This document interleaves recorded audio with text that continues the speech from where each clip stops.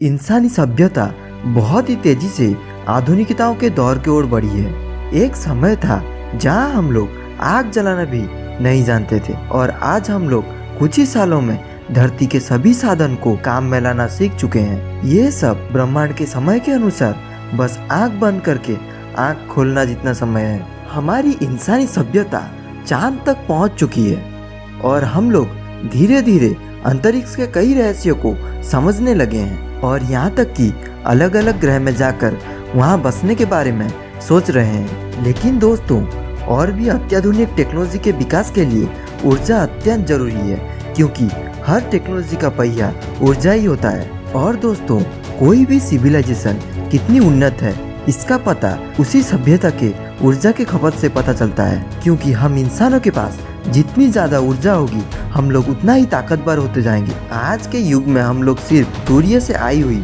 और धरती में मौजूद ऊर्जा के स्रोत से इतना ही ऊर्जा का निर्माण कर पाते हैं। ये सभी ऊर्जा हमारे यातायात के सुविधाओं में और हमारे फैक्ट्रियों में और सभी बिल्डिंगों में खप जाती है। सूर्य हमारी धरती को हर स्क्वायर मीटर पर 340 वाट का एनर्जी प्रदान करता है। और दोस्तों, आप लोग जानते ही होंगे सोलर सिस्टम के सामने हमारी धरती कितनी छोटी है।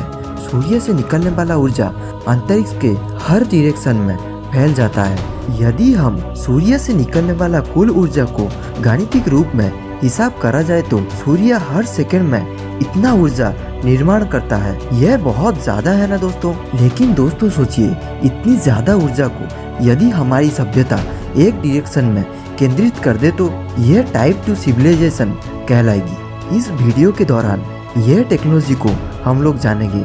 इस वीडियो को समझने के लिए हमारे साथ अंत तक बने रहे।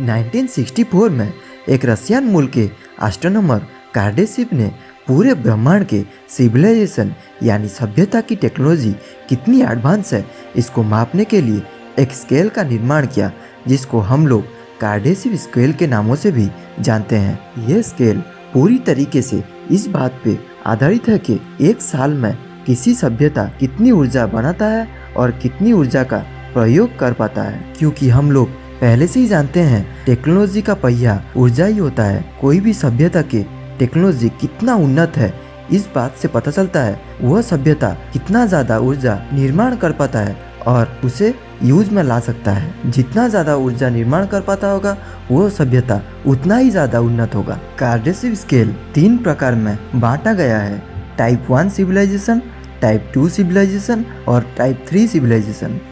दोस्तों, टाइप 2 यानी स्टेलर सिविलाइजेशन, यह वह सिविलाइजेशन है जिसमें अपने स्टार यानी हमारे सौरमंडल में सूर्य के सारी ऊर्जा को एकत्रित कर सके। फ्रीमैन डायसन नाम के एक एस्ट्रोफिजिसिस्ट ने एक थियोरिटिकल कॉन्सेप्ट का इंट्रोड्यूस किया, जिसमें हमारी सभ्यता सूर्य से निकलने वाले सारी ऊर्जा को सोख कर हमारी सिविलाइजेशन का विकास में लगा सके और हम लोग इतनी ज़्यादा मात्रा में ऊर्जा से तरक्की कर सके। इस कॉन्सेप्ट को नाम दिया गया डायसन स्फीयर का। इस तरह के टेक्नोलॉजी में सूर्य के चारों ओर धातु से बनी स्फीयर में सूर्य को घेर दिया जाए और सूर्य से निकलने वाली ऊर्जा को हम लोग पूरी 100% उपयोग में ला सकते हैं, जिससे स्पेस ट्रैवल बहुत ही आसान हो जाएगा और हम लोग इतनी ज्यादा ऊर्जा से बहुत ही सारे असंभव कामों को अंजाम दे सकते हैं। जैसे कि हमारी पृथ्वी में किसी वक्त भी एस्टेरॉइड टकरा सकता है, जिससे हमारे सिविलाइजेशन को हमेशा खतरा बना रहता है। लेकिन इतनी ऊर्जा की मदद से एस्टेरॉइड को हम पलक झपकाते ही तबाह कर पाएंगे। और दोस्तों, सूर्य के सारी ऊर्जा की मदद से हम लोग पृथ्वी के वायुमंडल को हमारे मन मुताबिक ढाल पाएंगे। दोस्तों, सिर्फ उतना ही नहीं, हम किसी भी ग्रह को रहने लायक बना सकते हैं, क्योंकि यह गोलाकार डायसन स्फीयर के द्वारा जो सूर्य को चारों ओर से घेरा हुआ है, इसकी मदद से सारी ऊर्जा को केंद्रित करके किसी भी ग्रह में डालने से उस ग्रह के जियोग्राफिकल और जियोलॉजी में परिवर्तन आ जाएंगे, जिसके बाद यह ग्रह में जीवन आसान हो पाएगा। इस टेक्नोलॉजी के आ जाने के बाद कोई भी इंसान अलग अलग ग्रह में जाकर रह पाएगा। लेकिन दोस्तों, आप लोग सोचते होंगे यह मेगा कंस्ट्रक्शन के लिए बहुत सारी धातु का जरूरत होगा। इतनी मात्रा में मटेरियल कहाँ से आएगा। लेकिन उस वक्त तक शायद हम लोग प्लैनेट मर्क्यूरी को डिसमेंटल कर दें तो शायद इतनी बड़ी डायसन स्फीयर का निर्माण कर पाएंगे। लेकिन यह प्लैनेट डिसमेंटलिंग एक नई कहानी है, हम लोग अलग किसी वीडियो में इसके बारे में जानेंगे। दोस्तों, इसी तरह के वीडियो को देखने के लिए हमारे चैनल को सब्सक्राइब करें और बेल आइकन को जरूर दबाएं।